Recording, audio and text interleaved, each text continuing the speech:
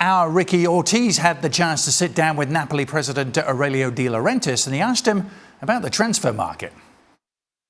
Can you talk to us about the real price of the players? Why are they so expensive? Why any defender now could cost $80 to $90 million? The problem of the cost of the super cost of players depends from England, because in England they gross a lot of money, more and more than France, than Spain, the Italy, or the Germany. So if a club gross 800 million pounds, he has no problem to offer 80, 90, 100 million to one player. So there is not a real good and fair competition between England and the other countries. How much do you think Koulibaly would be worth today if you had to sell it? I'm not saying you're going to sell him because I know you love him, he's a great player. Considering that Manchester... He has a clause, 150 million.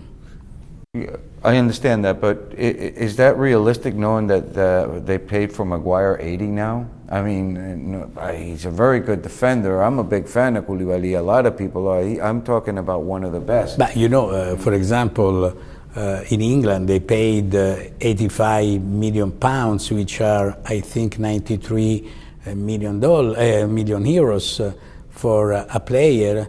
Probably in Napoli I will pay him 35, 30, 25 millions. So at that point, I think one like Koulibaly value is 250 million if they paid 93 this guy.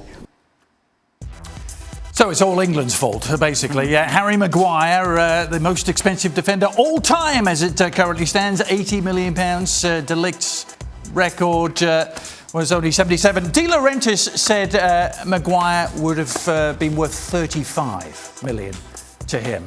Well, he's worth. Do you agree? He's worth 35 max. He wouldn't go a penny above it. Well, he's worth what he's worth. What a club wants to pay. Well, the one thing I would say, and he has got a point. You know, the money in the Premier League has driven a lot of things in recent years. But before that money was on the table, before Sky Sports really came along in the early 90s and revolutionised the game, and then the Premier League were able to sell it better.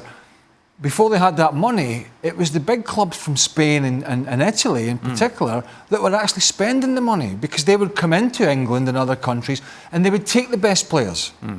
Barcelona and Real Madrid and Milan and Juventus and Inter and all these other clubs and Napoli and Roma would go and pluck the best players from these countries.